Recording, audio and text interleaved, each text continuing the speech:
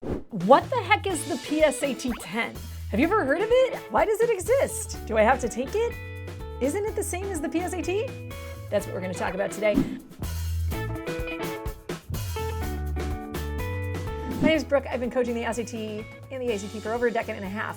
You can find our courses at SupertutorTV.com to prep you for the PSAT and the SAT, and incidentally the PSAT 10 because it's really darn similar if you haven't heard of it before. ACT math books, Amazon.com, show us some love. You can also subscribe to our mailing list, SupertutorTV.com/subscribe, and we will keep you in the know of everything awesome we do.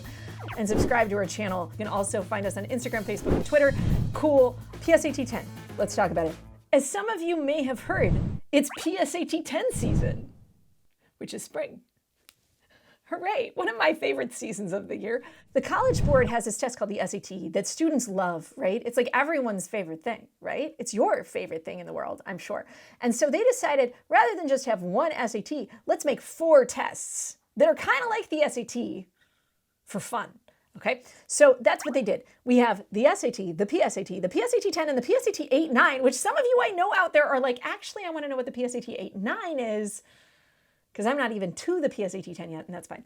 In any case, the PSAT 10 is a test that is given to 10th graders who are in school and who might be interested to know how they might do on a standardized exam. Why is it a season? Well, unlike the PSAT and the SAT 10 can be given on a flexible schedule by the schools that contract for it. The PSAT 10 spans from February 22nd to March 26th of 2021, and from April 13th to April 30th of 2021.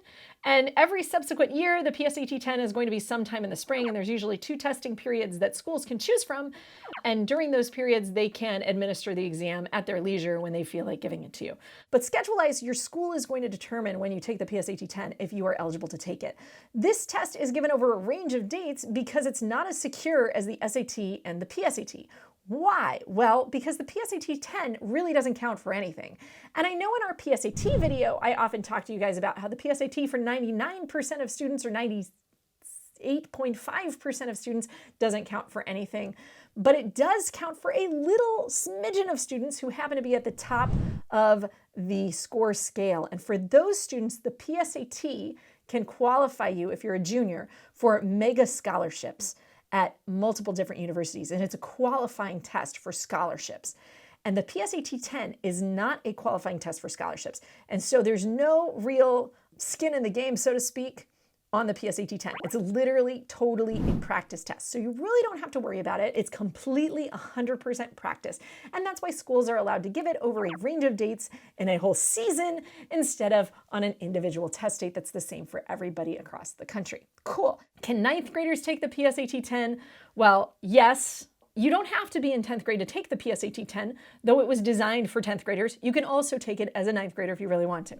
Now that we've gotten that out of the way, some of you might be wondering what in the world is on the PSAT 10. Well, the PSAT 10 is kind of, like I said, just like the SAT, except it's a little bit shorter and the score is different. The PSAT 10 is scored the same way that the regular PSAT is scored. So it's out of 1520 total, and both the evidence-based reading and writing section and the math sections are out of 760 points instead of 800 points. So your regular SAT is going to be out of 800 points on each of those 2 respective sections.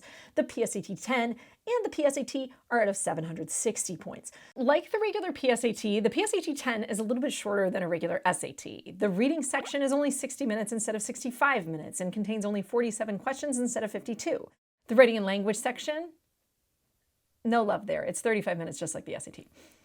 And the math sections are 25 minutes and 45 minutes respectively. So just like the SAT, you have these 4 sections, 2 math sections compiled to create your math score, the writing and language section, the reading section compiled to make your evidence-based reading and writing score. So it's very much the same as the PSAT, but it's designed for 10th graders. So what does that mean? Well, most significantly, you're going to see it's a little bit easier in the math section because they don't expect you to have necessarily completed Algebra 2. They also don't expect you to have any trigonometry experience. So whereas the PSAT might have a little bit of Algebra 2 in it, your PSAT 10 probably isn't going to have so much of that kind of math. You might have a little bit here and there, but you're going to see a lot more word problems, a lot more Algebra 1, some table data, a little bit of statistics.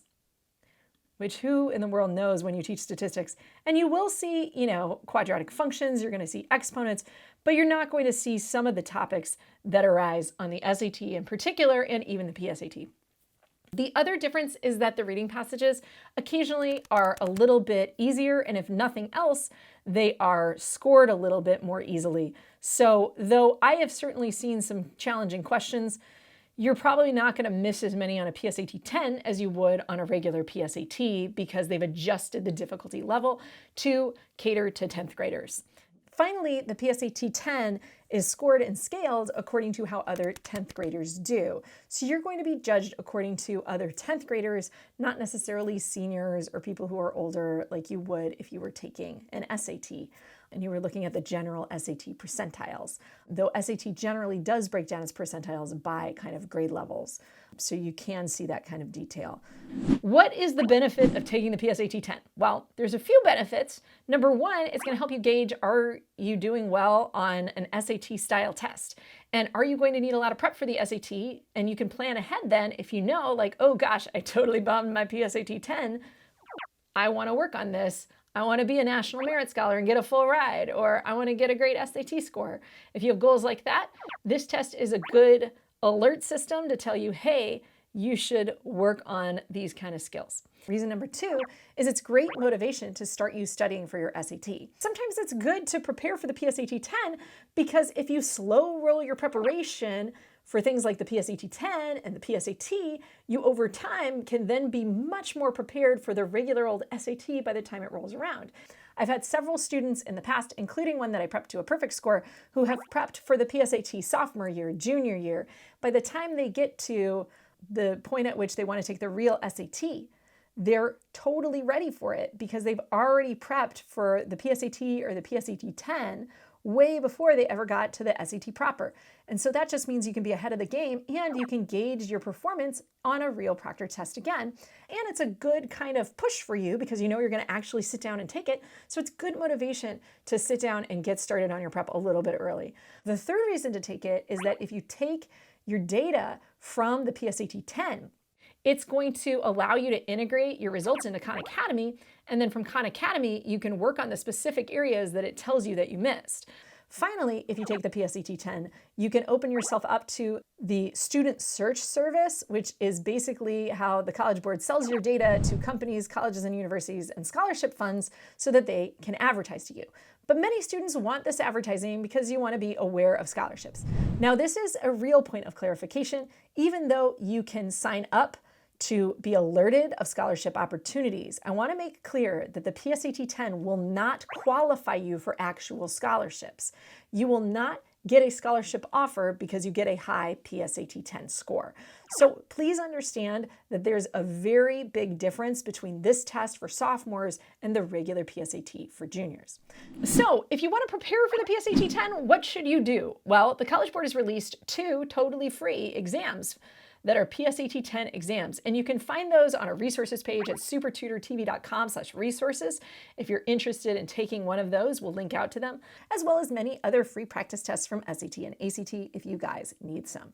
Download it, take it, grade it, and then go over what you missed and try to understand, why did I miss this and why is this other answer right? I think it is a good idea to take a practice one before you go in for the proctored one, because that will allow you to kind of shake out any unfamiliarity issues you have. A lot of times when I have students and they go in cold to a test and they've never seen the thing in their lives, they completely screw something up. Maybe they paced themselves incorrectly. Maybe they didn't understand how the grid-ins worked, and so they had to spend 5 minutes reading the grid-in instructions.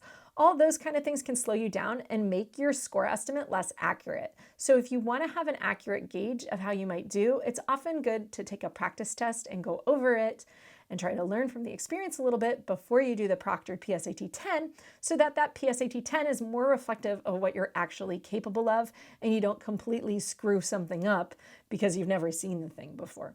So that is my advice. I think it's a good move, especially if you're a competitive high school student. Take a practice test, go over it on your own, kind of see how you do. For a lot of you, that's enough. For those of you who are overachievers, well, you can also target what you need to work on. And whether that's with Khan Academy or our online course also has the ability to target what you need to work on if you take practice tests. In addition to taking a practice test, another thing you can do to really help you prep for the PSAT 10 is to watch SAT prep videos. Like I mentioned, it's basically the same test as the SAT, but slightly easier. So you can use any prep material that says SAT on it to prep for this test. That includes a gob of free videos right here on our YouTube channel. So if you're not subscribed yet, subscribe to our channel, and we have plenty of free videos to give you some quick tips to get you ready for that PSAT 10 so that you do your best and you have an accurate gauge of kind of where you're at. Finally, when do the scores come out? 6 to 8 weeks after you take the test, your scores should be available online, and then you can review your test and how you did. I hope you guys like this video. If so, please give it a thumbs up. Subscribe to our channel if you haven't yet, and find us on social, Facebook, Instagram, Twitter, and TikTok. We're going there. Thanks for watching, guys. I'll see you next time. And good luck on your PSAT 10.